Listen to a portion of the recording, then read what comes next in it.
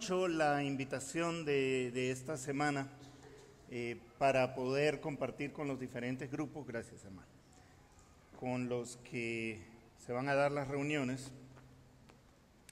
Y me encanta que estemos empezando hoy con el grupo de aquellos que están al frente de los ministerios, que son los que sirven en la iglesia, porque creo que me da pie a poner las bases sobre lo que vamos a usar el resto de la semana cuando estemos trabajando con otros ministerios, con otros grupos de la iglesia. Porque se ha convertido en una especie de obsesión para mí este tema del liderazgo, este tema del ministerio, este tema del servicio. ¿Soy yo o son ustedes? ¿Cuál es la vuelta? ¿Retumba mucho? ¿Está muy cerca, muy lejos o no? ¿Está bien? Bueno. Muchas gracias, Andrito. Este tema del liderazgo me está llamando mucho la atención, está generando en mí una gran necesidad de aprovechar cuanto espacio se me presente para hacer un llamado de atención, porque creo que la iglesia, en su afán de hacer las cosas bien, en su afán de mejorar su eficiencia y su eficacia en el servicio que presta, ha absorbido muchos esquemas, formas de pensar y formas de hacer las cosas que no necesariamente reflejan valores bíblicos. Por eso es que uno de los temas que he estado trabajando en estos últimos 2 años, tal vez, con diferentes grupos, es este asunto del modelo de liderazgo que nos deja Jesús en los evangelios, en las escrituras. ¿Cómo lo hizo Él? Y de qué manera nuestro servicio, nuestro pastoreo, nuestro sacerdocio, en aquel rincón, lugar de la iglesia o fuera de la iglesia que el Señor nos ha encomendado, en qué manera refleja lo que Jesús nos enseña a través de sus palabras y a través de sus actos, o de qué manera refleja lo que el mundo nos enseña y que no siempre está en concordancia, no siempre se llevan bien esas dos cosas. El Señor nos llama a escudriñarlo todo y retener lo bueno.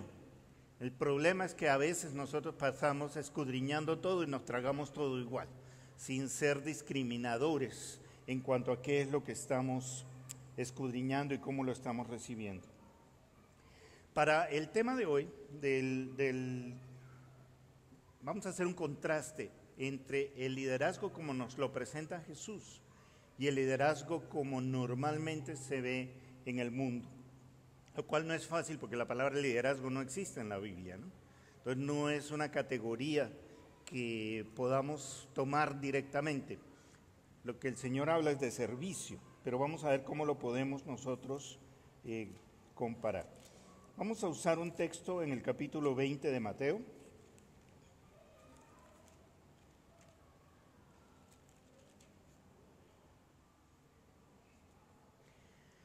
Mateo 20, y vamos a leer del verso 20 al 28.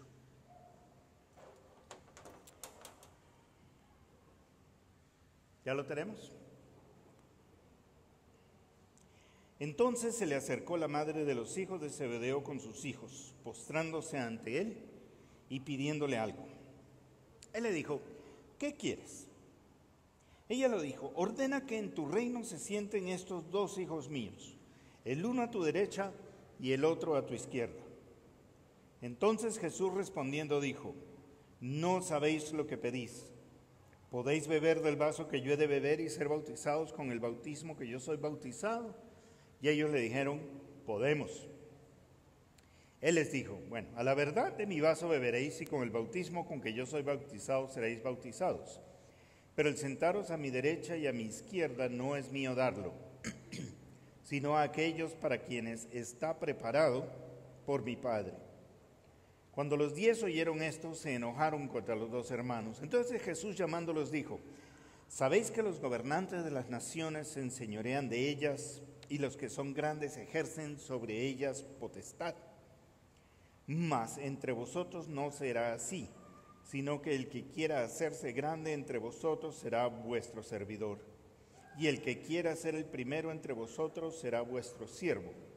Como el Hijo del Hombre no vino para ser servido, sino para servir, y para dar su vida en rescate por muchos. El contraste del que vamos a hablar esta noche está en el verso 25. Entonces Jesús llamándolos dijo: sabéis que los gobernantes de las naciones se enseñorean de ellas, y los que son grandes ejercen sobre ellas potestad, mas entre vosotros no será así. Y el contraste que vamos a ver hoy es entre dos estilos de liderazgo: el liderazgo de poder y el liderazgo de servicio. A ver cómo es que encaja lo que nosotros hacemos al servicio de la iglesia, al servicio de otros, si encaja en uno de esos esquemas o en el otro, o es una mezcla de los dos.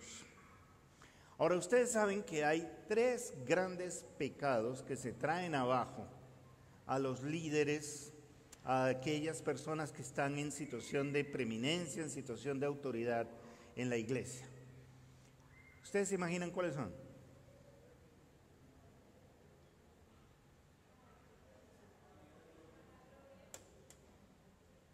Uno es dinero, temas de dinero.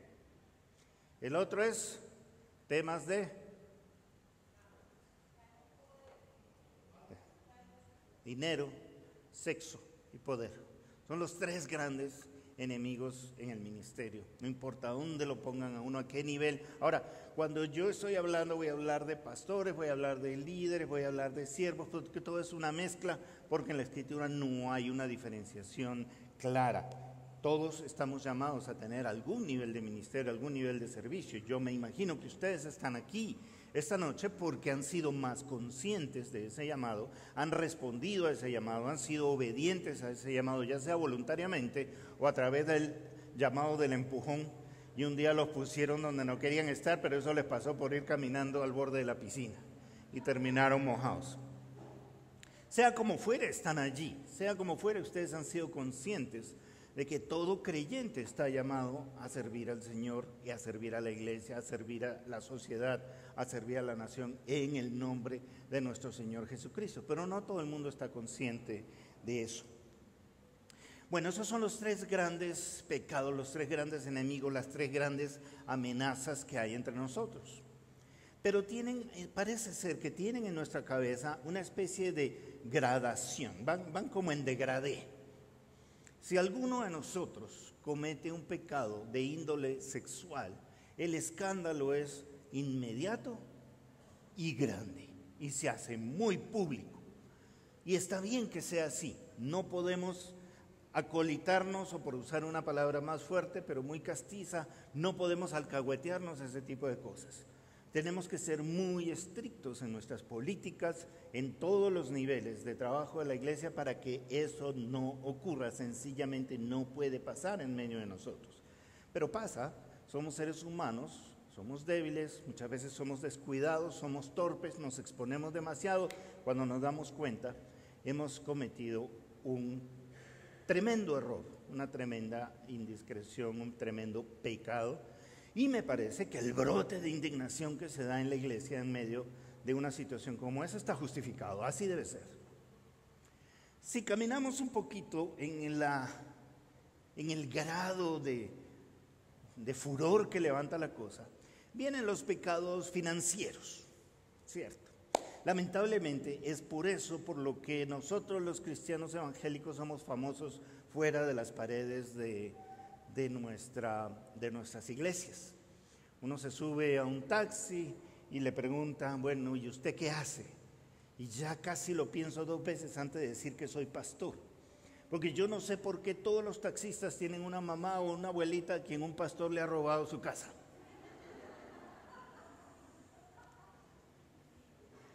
Una vez a mi hijo, cuando se estaba presentando con un grupo de muchachos, decían: bueno, ¿y tu papá qué hace? Mi papá es vendedor, mi papá es comerciante, mi papá es ganadero, mi papá no sé qué, y dice: mi papá es pastor. Y otro voltea y le dice: es ladrón. Y yo admiro la fuerza de voluntad que tuvo mi hijo para no convertirse en odontólogo ese día y extraerle unas cuantas piezas a ese muchacho, que fue su primera idea, pero no llegó a darse. Pero esa es la imagen que hay. Y la indignación y el furor que genera en medio de nosotros suele ser menor que en el caso anterior. Entre consiervos hay gente que empieza a salir con cosas que, bueno, es que entre bomberos no nos pisamos las mangueras, ¿verdad? O lo vemos desde un punto de vista teológico, como diciendo, uy, no, si le ha ido tan bien, es porque la bendición de Dios está sobre él, voy a ir a copiar su modelo. Como si necesariamente eso fuera así, y el hermano está rayando en el enriquecimiento ilícito, pero nosotros simplemente alabamos o felicitamos lo que está haciendo. Y no me extrañaría que hubiera también un pedacito como de envidia no muy santa dentro de uno, diciendo, bueno, es que si yo abro la boca cuando me toque a mí, entonces me van a criticar también por eso, entonces mejor no hablemos de eso. Y hay incluso quienes lo justifican. Y desde el piso dicen, no, pues está bien, porque para eso es el ungido, para eso es el siervo de Jehová, para que caigan las bendiciones sobre él. Y lo que dice la Escritura es que el siervo es digno de su salario, que no se ha de poner bozal al buey que trilla. Hay que honrar a aquellos que están en dignidad y presiden sobre nosotros, pero eso tiene un límite. Y eso debería tener unas cuentas bien claras en todas nuestras iglesias, en todas nuestras organizaciones paraeclesiales y demás, pero eso no siempre es el caso. Ya el furor o la indignación no es tan grande y ya es de solamente unos cuantos. Cuando pasamos al tercer tema, resulta que ya no se escucha ni un murmullo. Cuando hablamos del tema del poder, el ejercicio del poder, el abuso del poder y las peleas por el poder, ya ni siquiera somos espectadores. Ya no tenemos ni siquiera capacidad de indignación. Porque una de las cosas que yo hago es responder requerimientos de iglesias en diferentes lugares que por algún motivo se enredan más allá de lo que querrían haberse enredado en algún tema. Y me llaman y me dicen, ve Manuel, necesitamos una voz externa, alguien que no está metido aquí en el barullo con nosotros, que nos dé una asesoría, que nos ayude a desenredarnos. Y muchas veces lo que yo encuentro es un tema de luchas de poder. En un equipo pastoral, diferentes iglesias tienen diferentes organizaciones. Puede ser un equipo pastoral, puede ser un consistorio, puede ser una junta, que el equipo ministerial, que el consejo de ancianos, como le quieran llamar.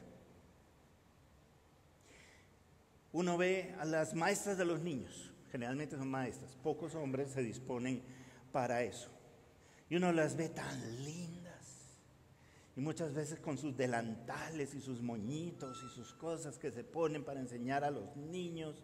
Y uno va y escucha las canciones que escucharon esos niños, que aprendieron esos niños, qué maravilla. Y los dibujitos que hicieron, qué fantástico. Y les contaron que la historia de Zaqueo y que la historia de no sé qué, que muy bien.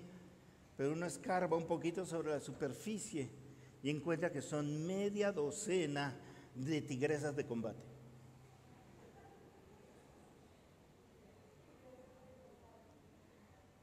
Buscando la manera de ver quién demuestra que tiene las garras más grandes, o el rugido más fuerte, o las rayas más gruesas. Son tigresas, ¿cierto? Y ya ni el delantal, ni el moñito, ni los colores, ni las cancioncitas pueden esconder el problema que hay ahí de un conflicto de poder.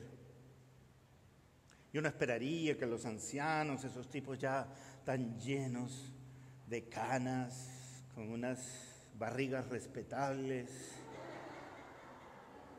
gran experiencia en la vida de iglesia, nuestros patriarcas a quienes nosotros vemos así con gran admiración. Oh, esos hombres son incapaces de ese tipo de cosas. Vayan a una de sus reuniones y se van a espantar de ver cómo esos, pues Si son los maridos de las tigresas de combate y han sobrevivido.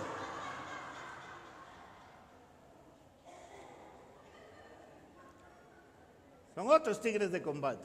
En la casa son unos gatitos, pero cuando vienen a la iglesia, ay, ay, ay, entonces sí. Siempre hago el ejercicio de decir estas cosas y ver cómo reacciona el auditorio. Ese tipo de risita nerviosa que acabo de escuchar de ustedes me confirma que no estoy muy lejos de la realidad. A mí me gusta mucho cómo arma el argumento para la humildad, cómo arma el argumento para la humildad el apóstol Pablo en la carta a los Filipenses. Ustedes recuerdan que él en el capítulo 2 de Filipenses tiene ese hermoso himno que habla del despojo de Jesucristo, el autodespojo de Jesucristo. Para aquellos que les gusta chicanear y toman notas, a eso se le llama la kenosis de Jesucristo, ¿cierto? Cómo se autodespojó de sus prerrogativas y de su autoridad. Haya pues en vosotros, Filipenses 2:5, haya pues en vosotros este sentir que hubo también en Cristo Jesús, el cual siendo en forma de Dios no estimó el ser igual a Dios como cosa a que aferrarse, sino que se despojó a sí mismo, tomando forma de siervo hecho semejante a los hombres, y estando en la condición de hombre se humilló a sí mismo, haciéndose obediente hasta la muerte y muerte de cruz. Él empieza poniendo allí, esta parte del argumento, la empieza en el capítulo 2 diciendo, yo lo que quiero es que ustedes se asemejen a Jesús, que piensen como Él, de manera que puedan desarrollar actitudes parecidas a las de Él, de forma tal que puedan también actuar como Él. Haya pues en ustedes este mismo sentir que hubo en el Señor Jesús, el cual no tuvo en cuenta el que era Dios, y que pudo haber dicho, miren, yo soy Dios y a ver quién me baja de acá. A ver, pues, quiero ver. No tuvo en cuenta de eso, sino que Él mismo se despojó de sus prerrogativas, se despojó de su gloria para convertirse en poco menos o poquito más que un gusano. Alguien como tú o como yo. Recuerden que el salmista pregunta, Señor, ¿qué es el hombre para que te acuerdes de él? En términos de tamaño, el más grandote de nosotros desaparece por completo cuando empezamos a hablar de distancias siderales. Alguna vez me puse a hacer la cuenta, si la unidad de longitud es un manuel, o sea, 1,68 m, 168 centímetros hacen un manuel. ¿Cuál es la distancia entre la Tierra y la Luna? ¿Cuántos manueles de distancia hay entre la Tierra y la Luna? Ahorita no tengo la cifra, pero era un montón, eran cientos de miles. ¿Y cuántos manueles hay de la Tierra al Sol? Y hasta el confín del sistema planetario solar, que acaba de salir, la primera sonda que se mandó acaba de salir del sistema planetario solar. Si nosotros comparáramos el universo con Medellín, de la Tierra al final del sistema solar, sería más o menos donde estoy parado ahora, a donde estoy ahora. Y recién la primera sonda humana acaba de salir de allí. De aquí al centro de la galaxia, que es una galaxia pequeña, insignificante, en una esquina sin luz del barrio, hay 25,000 años luz. 25,000 años viajando a la velocidad de la luz. ¿Cuántos manuales es eso? No lo cuenten. En términos de longitud somos nada. En términos de tamaño somos nada. En tamaño de tiempo. No voy a pedir que levante la mano el más viejo del grupo. Seguro que no va a querer levantar la mano. Pero vamos a suponer que a alguno de ustedes le ha ido muy bien, no lo luce, pero tiene 80 años. Frente a la historia de la Tierra, frente a la historia del universo desde que fue creado, y mucho más frente a la eternidad, ¿qué somos? Y ahora cualquiera de ustedes se siente muy importante porque es un doctor, o porque es un pastor, o porque es alguna cosa de esas. O de pronto es concejal, o es representante, diputado, alguna cosa que cree que le da importancia. Hermano, dentro de no mucho tiempo vas a hacer un nombre en una lápida. Si tienes suerte, tus hijos se van a acordar y le van a hablar a sus hijos, pero ya sus hijos no le van a hablar a los suyos. Y por ahí algún día verán una foto y dicen, ¿quién es este gordito? Ay, no sé, creo que era uno de los abuelos de mi papá. Entonces cobra importancia expresiones como somos como la hierba del campo, que un día está y al día siguiente ya no es nada. Todo lo que nosotros somos, todo el significado de nuestra vida, la importancia de nuestra existencia está dada por la dignidad que nos ha sido regalada por gracia de ser llamados hijos de Dios. Y desde ese momento, coherederos con Jesucristo de todos sus tesoros, de todos los tesoros de la gracia. Y por eso somos llamados a vivir y reinar con Él en la eternidad. Es allí donde está nuestra importancia. Y entonces Pablo dice, si Jesús no tuvo en cuenta eso, sino que se despojó de su gloria, con el fin de convertirse en uno de nosotros, en un ser insignificante como nosotros, y sujetarse a la voluntad del Padre, y vivir en absoluta obediencia, para llevar Él, como inocente en la cruz, nuestras culpas. Si un ser como Él, el Rey de Reyes, el Señor de Señores, el Verbo hecho carne, Dios mismo, el Hijo eterno de Dios que ha existido desde siempre, sin el cual no habría sido posible la creación, aquel bajo cuyos pies toda la creación será reunida y puesta como un estrado, aquel a quien adoraremos por toda la eternidad. Él se despojó a sí mismo en beneficio nuestro. ¿Quiénes somos nosotros para querer encaramarnos sobre Él?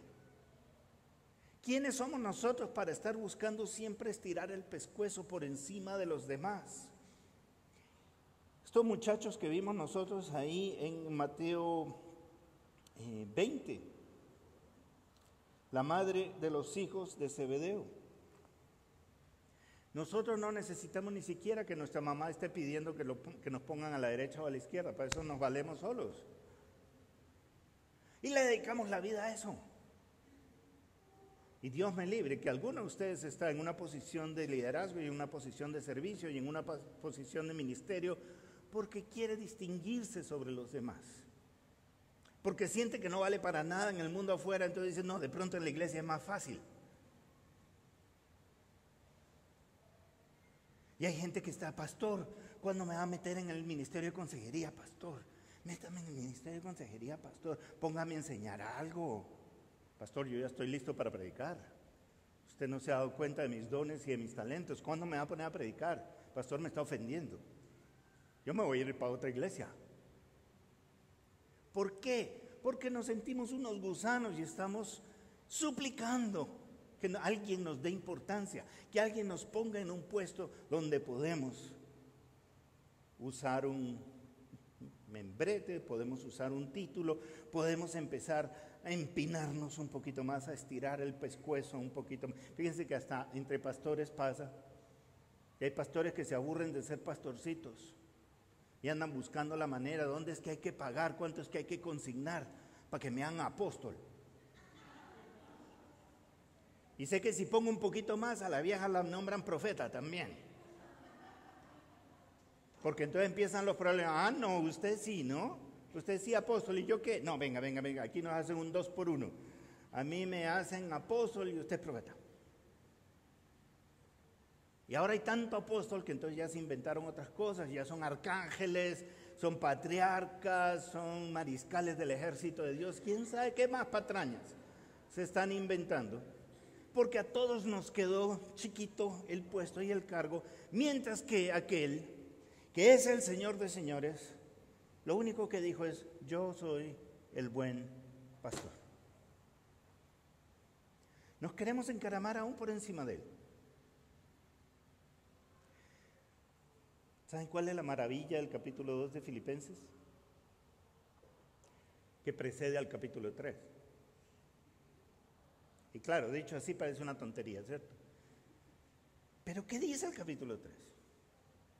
En el capítulo 3, después de que Pablo nos ha dicho, hayan en ustedes este mismo sentir que hubo en Cristo Jesús, quien siendo igual a Dios no tomó eso en consideración, sino que se rebajó a hacerse como uno de nosotros. Dicen, pero si algo hay que gloriarse, ¿ustedes creen que tienen algo de que gloriarse? Miren, yo más. Ninguno de ustedes me va a venir a poner la pata a mí.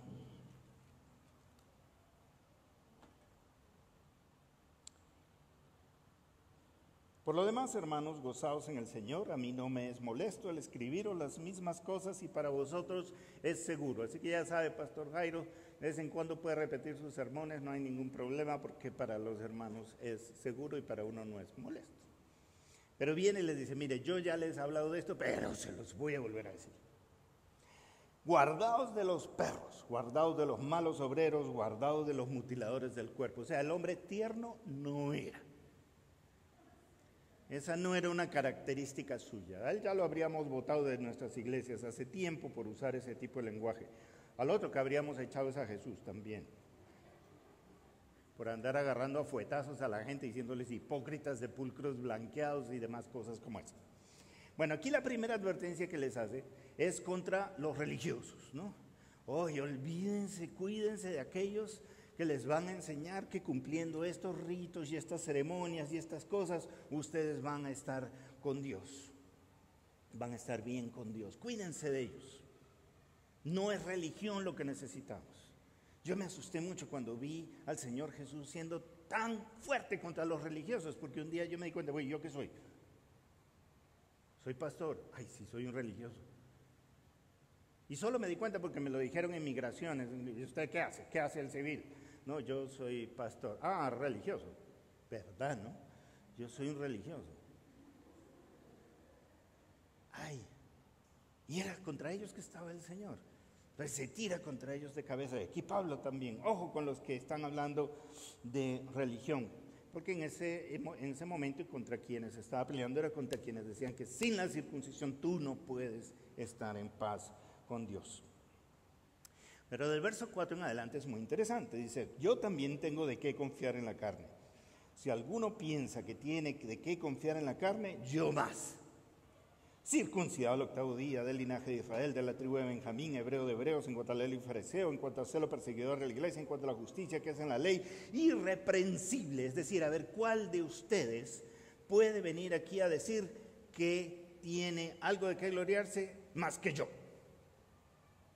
Tengo pedigrí, tengo posición social, soy maestro de la ley, he perseguido a estos cristianos por todos lados. Ya ustedes saben que yo tengo celo, soy irreprensible, honrado. A ver, ¿cuál de ustedes me puede levantar una acusación de corrupción? Mejor dicho, nadie, no me llegan ni a los talones. Yo tendría de qué gloriarme. Pero cuantas cosas eran para mí ganancia, las he estimado como pérdida por causa de Cristo. ¿Cuántos de nosotros podemos decir que nuestra lealtad a Cristo, nuestra decisión por servir a Cristo, ha implicado una pérdida? ¿Qué hemos perdido? ¿Qué hemos dejado? ¿A qué hemos renunciado por servir al Señor? A veces cuando queremos hacer esa lista no encontramos muchas cosas, porque hemos buscado la forma en que sea ganancia. Y ciertamente, verso 8, aún estimo todas las cosas como pérdida por la excelencia del conocimiento de Cristo Jesús mi Señor, por amor del cual he perdido todo y lo tengo por basura para ganar a Cristo y ser hallado en Él, no teniendo mi propia justicia que es por la ley, sino la que es por la fe de Cristo, la justicia que es de Dios por la fe, a fin de conocerle y el poder de su resurrección y la participación de sus padecimientos, llegando a ser semejante a él en su muerte. Por eso cobra importancia el capítulo 2, no solo por la profundidad teológica de lo que nos está diciendo ahí, sino por las implicaciones que eso debe tener en nuestra vida y en el ejercicio de nuestro servicio. Porque si nosotros no hemos arrancado por allí, no hemos arrancado por el listado de aquellas cosas que Pablo fue metiendo en una bolsita, mi pedigrí, mi linaje, mis títulos, mi posición social, mi capacidad económica, ¿qué más? Bueno, ustedes su belleza física, su juventud, todas esas cosas, las meten en una bolsita, y Casiodoro de Reina y Cipriano de Valera eran muy pudorosos, porque tradujeron la palabra escublos como basura. Las tengo por basura, cuando en el original es una palabra que empieza con M y rima con izquierda. Literalmente, tal cual, así está. Entonces es lo que dice, es para poder conocer a Cristo, que es lo único que me interesa en esta vida, y conocer el poder de su resurrección en mi vida. Yo he metido todas esas cosas y la he considerado como algo muy maloliente, la he amarrado en una bolsita y la he dejado en la esquina. ¿Qué hacemos nosotros cuando estamos tan desesperados por los títulos? Hermano fulano, ¿cómo es? Momentico, desde la semana pasada, dígame, líder.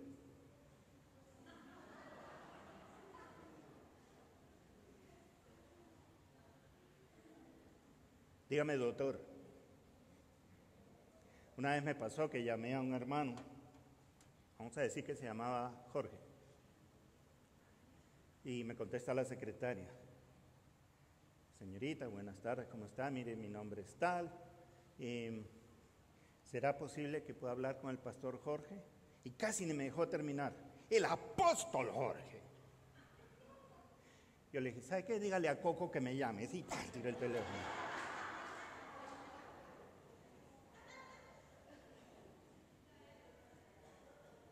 Pablo hizo lo que hizo, lo puso en una bolsa, lo amarró y lo tiró. Nosotros vamos, recogemos la bolsa, deshacemos el nudo, miramos qué hay adentro y empezamos a untarnos de eso. Porque yo tengo este título, y yo tengo este cargo, y yo tengo estos estudios, y yo tengo esto y esto. ¿Se dan cuenta del absoluto despropósito de ejercer el liderazgo, de ejercer el ministerio, de ejercer el servicio al Señor desde esa perspectiva mundana? ¿Se dan cuenta lo absolutamente absurdo que es? Que ni siquiera esperemos a que sea mi mamá la que le pida a Jesús que me siente a su derecha, sino que nosotros mismos salimos corriendo a eso. ¿Se dan cuenta de lo absolutamente incongruente que es?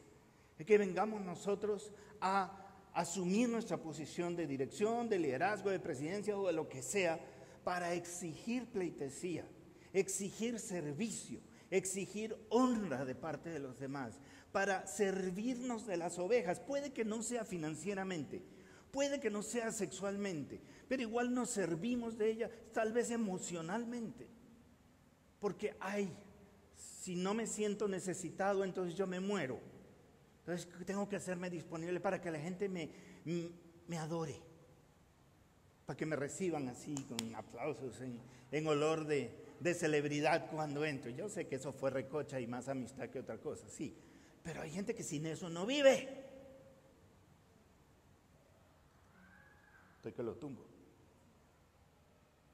Gracias. Eso es un servicio desde la humildad, ¿no?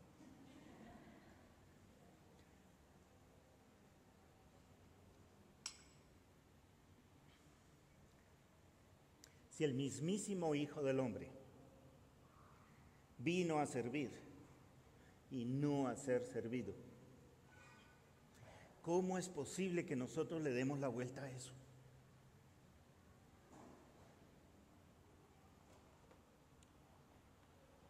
En el capítulo 34 del libro de Ezequiel,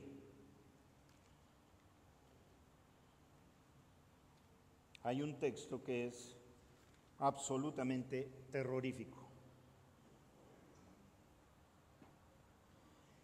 que yo creo que debería ser de lectura obligatoria para todo aquel que en algún momento abra la boca para decir, es que yo quiero servir al Señor. ¿Quieres servir al Señor, mijo? Mija, venga, leamos esto. Y donde ahí dice pastor o donde dice pastores, lean líderes, maestros, directivos, todo aquel que está en una posición de autoridad frente al pueblo de Dios. Ezequiel capítulo 34. Vino a mí palabra de Jehová diciendo, hijo de hombre, profetiza contra los pastores de Israel. Profetiza y di a los pastores, así ha dicho Jehová el Señor, ay de los pastores de Israel que se apacientan a sí mismos. No apacientan los pastores a los rebaños. Coméis la grosura y os vestís de la lana.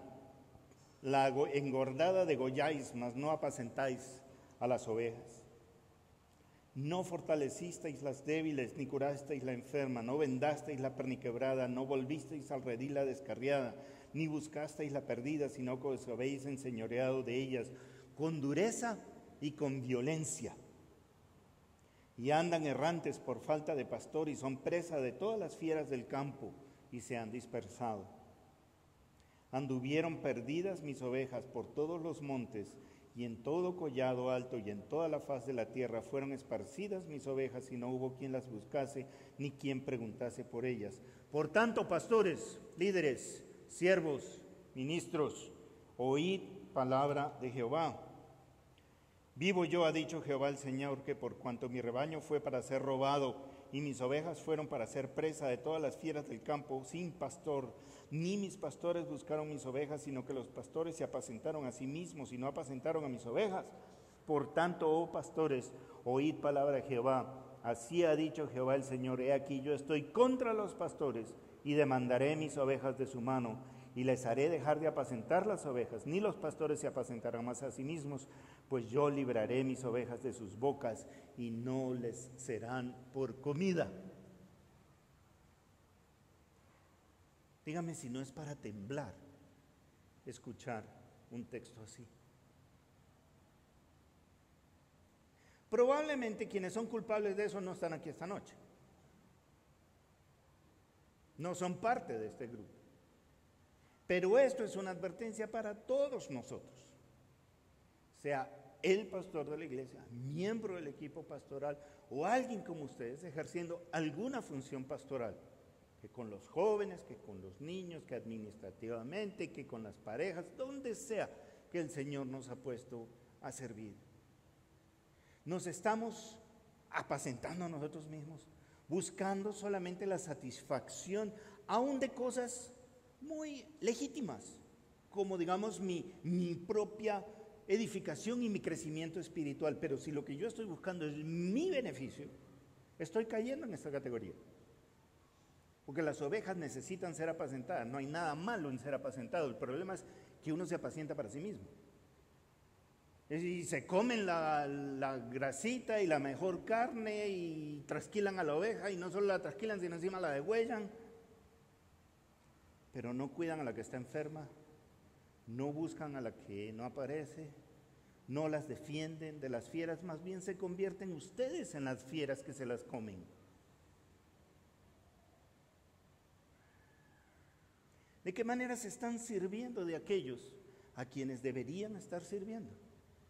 Esa es la pregunta. Esa es la pregunta que nos deja Mateo 20, esa es la pregunta que nos deja Ezequiel 34. Porque lo que el Señor está buscando, lo que el Señor está llamando, lo que el Señor está dispuesto a bendecir con abundancia en su iglesia, es de esos siervos que quieren parecerse a su Señor y que siguen el modelo de su Señor y dicen: yo voy a asumir esta responsabilidad, por muy grande que sea, voy a asumir esta responsabilidad para servir y no para ser servido, para buscar en primer lugar la gloria de Dios y en segundo lugar la bendición de aquellos a quienes estoy sirviendo. Si en ese ejercicio eso me trae honra, bendito sea el nombre del Señor. Si eso me trae el cariño y el aprecio de mis hermanos, bendito sea el Señor. Y quien sirve y se dedica a servir en la iglesia debe ser sostenido por la iglesia y sostenido con toda dignidad. Bendito sea el Señor. No hay ningún problema con eso, siempre y cuando las prioridades estén en su sitio, siempre y cuando las prioridades estén en orden. En una situación así, es imposible que nosotros tengamos luchas de poder. Es imposible que estemos agarrándonos a codazos y a dentelladas para saber quién de nosotros destaca. Más bien nuestra competencia es saber cuál de nosotros tiene el perfil más bajo, cuál de nosotros puede servir más y que se note menos. Ese debe ser nuestro anhelo, para que despojados de todas esas bobadas, podamos conocer a Cristo, porque si no lo conocemos a Él y no tenemos una vivencia personal cercana con Él, me pueden decir, ¿qué les estamos enseñando a los demás? ¿Qué estamos pasándole a nuestros discípulos? Si el Señor nos dice, id y haced discípulos, bautícenlos y enséñenles a obedecer las cosas que yo les he mandado. Pero si no lo conocemos a Él y no conocemos su voz, nos vamos a ir detrás de cualquiera. ¿Y por qué creen que hoy en día la iglesia se va detrás de cualquier sinvergüenza que se pone delante de unas cámaras para decir que él es un ungido, es un profeta, es un enviado de Dios, que ni siquiera nos da de comer desde acá, sino de lo que siente en su corazón? Y la iglesia se va detrás de esos sinvergüenzas. Mi pueblo perece por falta de conocimiento, por falta de palabra. Caemos presa fácil de esas fieras que han venido a deshacer el rebaño. Pero si nosotros somos siervos fieles, conocemos a nuestro Señor y le damos a conocer a Jesucristo, aquellos a quienes estamos enseñando, discipulando y sirviendo, van a estar aferrados a la palabra de Dios, aferrados a su Señor Jesús, y no van a ser llevados por cualquier viento de doctrina. No van a caer presa de las fieras que se los quieren devorar. Y cuando cualquier tipo sale por ahí a decir alguna barrabasada, sea quien sea, le pueden decir con toda autoridad, qué pena, hermano, pero eso no es lo que dice la palabra. Y si voy a escoger entre lo que usted dice y lo que dice la Escritura, me voy a quedar con la Escritura. Qué pena, ¿no? Pero hoy no, la gran mayoría del pueblo de Dios no conoce la palabra. Es que mi pastor me dijo tal cosa. ¿Y de dónde sacó tu pastor eso? No sé y no me interesa. Él es mi pastor y yo lo sigo a él.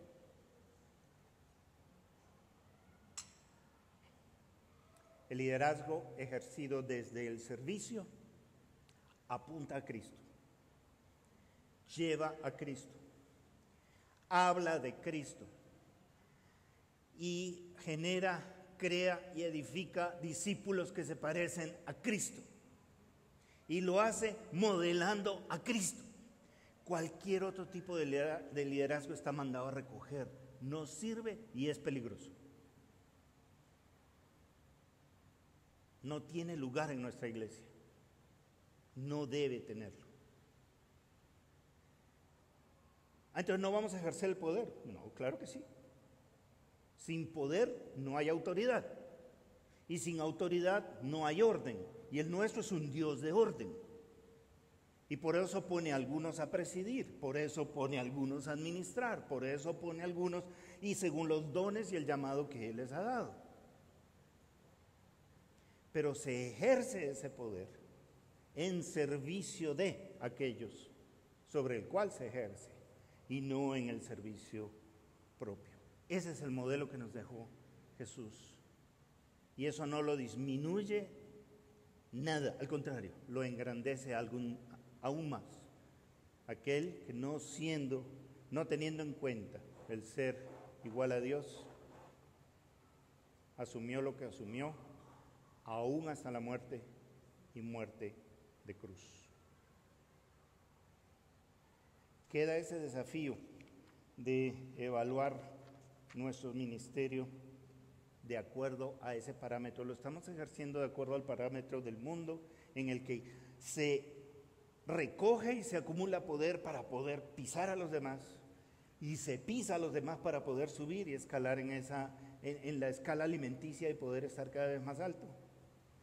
O lo ejercemos desde el ser cada vez menores, cada vez más viles, cada vez más pequeños, con el fin de servir a otros y engrandecer a aquel que nos llamó a su servicio. Esas son las dos opciones. ¿Dónde estamos parados? Tenemos todavía un tiempito de lo que yo iba a exponer y quiero pedirles que hagamos un ejercicio. Anoten estas dos preguntas para que las discutan ahí en su grupito en la mesa.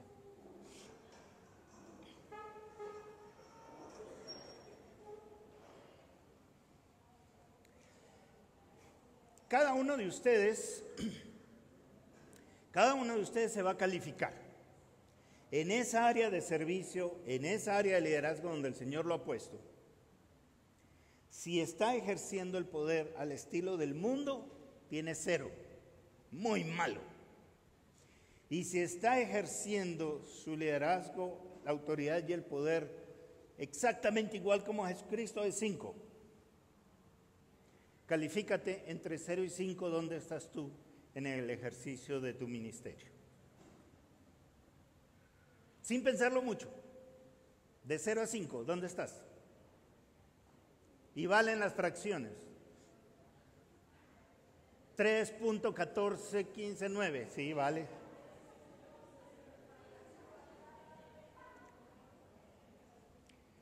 Y eso lo comparten muy rapidito. La segunda pregunta es un poquito más difícil.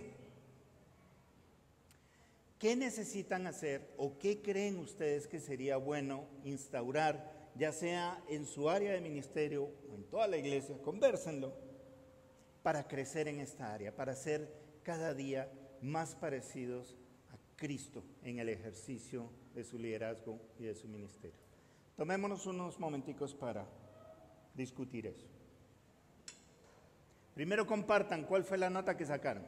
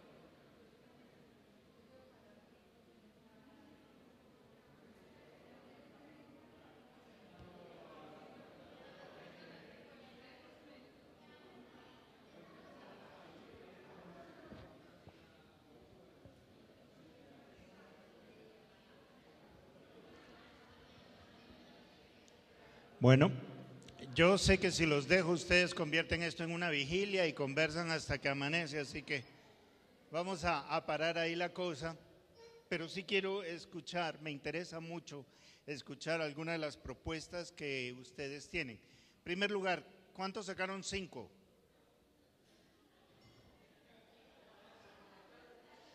Pónganle una carita feliz al hermano por humilde.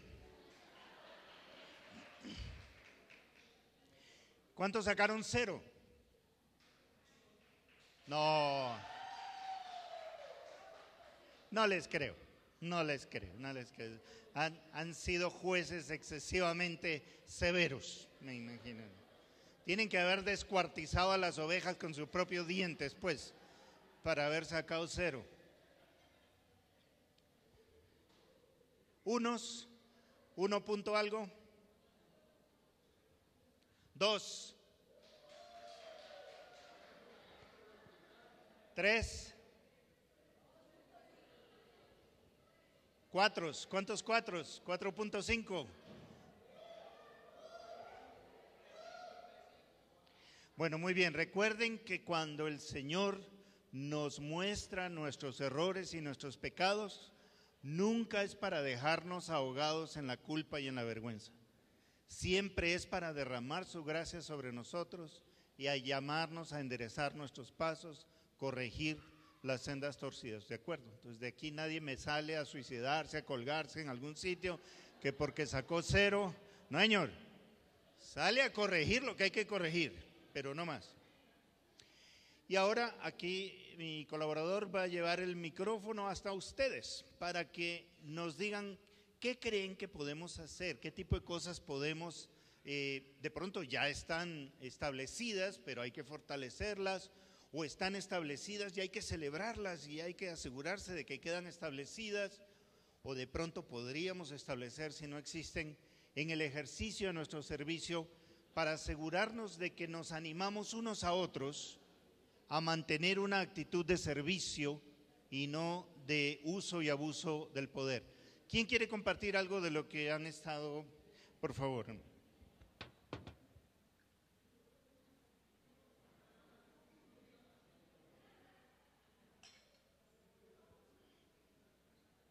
Aunque sea que lo cojan la mano, no hay problema. Aquí conversando acerca de lo que el líder debe hacer. Casualmente yo estoy dictando aquí dentro de la iglesia un curso que se llama Liderazgo Espiritual. Y en el texto, el autor habla que las personas que trabajan en la iglesia deben dedicar casi que más tiempo a la oración y a la lectura de la palabra para prepararse para el servicio. Que una de nuestras fallas, digámoslo así, como servidores, es que realmente y genuinamente no pedimos la dirección del Espíritu Santo, sino que lo queremos hacer a nuestra manera, sin tener en cuenta cuál es la voluntad de Dios. Entonces, una de las recomendaciones, y que creo que funciona en todos los grupos, de todos los ministerios, es que quienes trabajan en un ministerio deben ser personas de oración y conocimiento de la palabra. Muchas gracias, y creo que es algo muy importante. Una de las cosas que hemos importado del modelo del mundo es que nosotros ponemos a la gente a hacer las cosas por la habilidad o el entrenamiento que tiene, independientemente de la integridad que pueda mostrar como persona. Esto es muy común y voy a hablar de eso aquí porque no conozco a quienes están en el Ministerio de Alabanza, no sé ni quiénes son. Entonces, no hablo por conocimiento de causa, pero de lo que conozco en otros lugares. Ponemos aquí al frente personas que son excelentes músicos, pero que no necesariamente tienen un testimonio que los respalda. Les llamamos ministros de alabanza. Hay quienes les llaman pastor de alabanza y desconocen algo del contenido de la Escritura, sobre todo ese que está entre Génesis y Apocalipsis.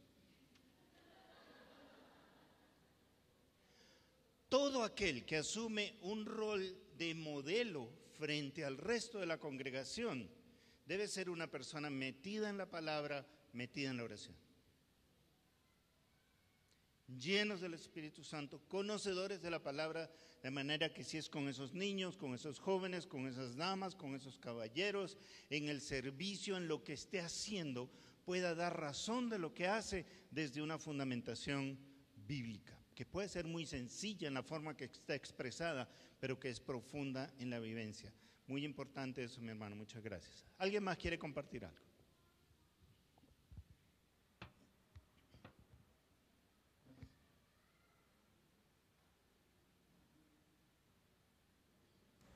Ya. Bueno, en esta mesa estamos representando el grupo de alabanza, jóvenes, recepción a nuevos, mujeres, facilitadores. Y en este grupo coincidimos en varias cosas. Estamos de acuerdo que nos falta humildad, debemos trabajar en eso. Nos falta someternos a nuestros líderes y nos falta mucho sentido de pertenencia en cada uno de nuestros grupos en los que servimos. Falta pastorearnos los unos a los otros y falta mucha comunicación tanto entre los grupos como entre los mismos ministerios. Muchas gracias. Quisiera recalcar, entre las muchas cosas que ha dicho muy valiosas, el tema del pastoreo mutuo. Ustedes se imaginan un grupo en el que nos pastoreamos unos a otros, en que nos animamos al amor y las buenas obras, en las que cumplimos con el mandato del Señor de confesarnos unos a otros nuestros pecados para ser sanados. ¿Qué luchas de poder pueden haber ahí? ¿Qué envidias? ¿Qué manifestaciones de vanagloria? Allí somos personas quebrantadas y necesitadas, buscando del poder de Dios, conocer a Cristo y el poder de su resurrección en aquellas áreas de la vida nuestra que están muertas y que apestan a muerto. Pero unos a otros, ayudándonos, acompañándonos, pastoreándonos mutuamente. De esa manera vamos a ejercer un liderazgo más parecido al de nuestro Señor. Allá, por favor, mi hermano, hay una mano que está que toca el techo ya, que se dispara esa mano.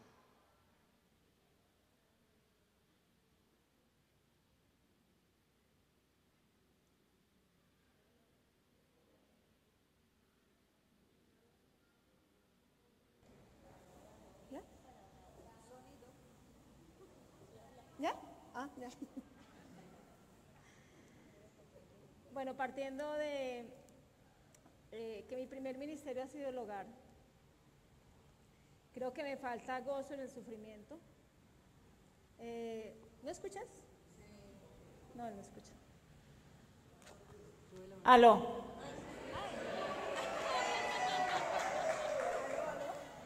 Aló. Partiendo que Dios me dijo que mi primer ministerio era el hogar, creo que me falta gozo en el sufrimiento, obediencia con alegría y sacrificio para el Señor. O sea, que lo que he sacrificado por mi hogar es para el Señor. Y creo que no tengo ninguna de esas tres cosas. Eso me hace pensar que nosotros, otro de las mañas que le hemos cogido al mundo, es el de graduar la importancia de los ministerios. Y a algunos los ponemos por allá arriba y a otros los ponemos por allá abajo. Cuando la enseñanza que nos deja la Escritura en cuanto a que somos un cuerpo hace imposible que tengamos esa visión del ministerio. Si todos somos miembros del mismo cuerpo, nosotros vamos a despreciar al meñique porque es chiquito y es flaquito. El día que te pique la oreja me dices, a ver si sirve o no sirve. ¿Qué haríamos sin este bendito? Y así sucesivamente, ¿cierto? Entonces, la mano derecha puede creerse pues la gran cosa, excepto en el caso de los zurdos, al revés. ¿Qué sería de tus uñas sin la otra mano? y así sucesivamente. Entonces no podemos desperdiciar, no podemos menospreciar ningún tipo de ministerio. Y qué bonito que podamos ver, hombres y mujeres, nuestro servicio en el hogar, también como un ministerio. Y empezar allí a hacerlo con pasión y hacerlo con alegría. Y si no la tienes, pues el que no tiene, pídala. Es el principio bíblico. El que no tiene y sabe que debe tenerlo, pues pídalo. Y empiece a ejercitarlo y a hacerlo en obediencia. Y el Señor dará la alegría encima. Muchas gracias por esa contribución. ¿Algo más? ¿Una intervención más? ¿Alguien que está desesperado por hablar, que si no habla se muere, se atraganta, se pone azul? ¿A la 1? ¿A las 2? Bueno, entonces vamos a orar, hermanos, poner delante del Señor este tema. Espero que a cada quien el Señor le haya hablado en su propia condición, en su propia circunstancia, en su propia situación, y que el mensaje recibido, así haya habido exhortación, tenga también un mensaje de gracia, un mensaje de esperanza. Todos podemos crecer, todos podemos cambiar, todos podemos confesar, arrepentirnos y corregir nuestros errores. Vamos a orar. Dios de la gloria, lo primero que tenemos que hacer después de leer, mirar, escuchar y conversar un tema como el de esta noche es postrarnos delante de ti en gratitud, en alabanza, en adoración. Señor, si tú no hubieras tomado el paso que tomaste, la salvación habría sido imposible para nosotros. Jamás habríamos podido alcanzar la luz, la verdad, el amor, la bondad, la misericordia, la gracia que viene de ti. Nuestra vida estaría condenada a ser vivida eternamente en oscuridad, en dolor, en pánico. Tú no tuviste el ser Dios como un obstáculo para venir y convertirte en uno de nosotros. Rebajarte a la condición de un ser que necesita ser limpiado de excreciones, ser alimentado, dependiente completamente de una madre, de un padre. Y fuiste en medio de nosotros, despreciado, vituperado, desde niño ya fuiste amenazado, fuiste desplazado, fuiste pobre. Varón de dolores, experimentado en quebrantos. Ninguno de nosotros puede mirarte a ti a los ojos y decirte: es que tú no sabes lo que es esto. Porque tú has vivido todos nuestros dolores, todas nuestras humillaciones, todas nuestras angustias. Te rebajaste hasta lo último para bendecirnos a nosotros, para darnos vida, para darnos la dignidad de ser hechos hermanos tuyos, tú el primogénito, las primicias, el más grande entre todos, y darnos acceso a tu Padre, que a partir de entonces es mi Padre, y me puedo sentar en sus rodillas y puedo quedarme dormido en su regazo, sabiendo que estoy allí seguro, que nadie me podrá arrebatar de allí, porque es por amor a ti que Él nos ha amado a nosotros.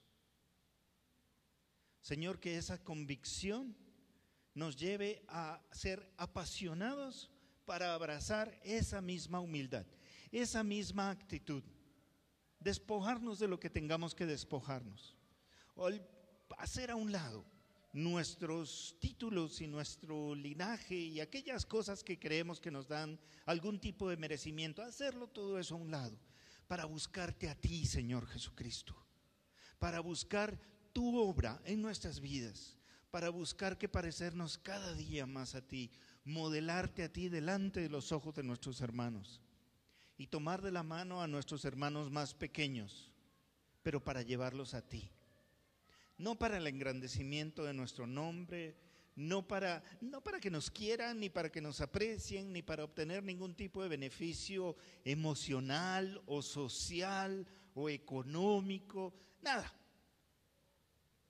Porque nuestro gozo es ver más gente pegada de ti, buscándote a ti, conociéndote a ti, proclamándote a ti.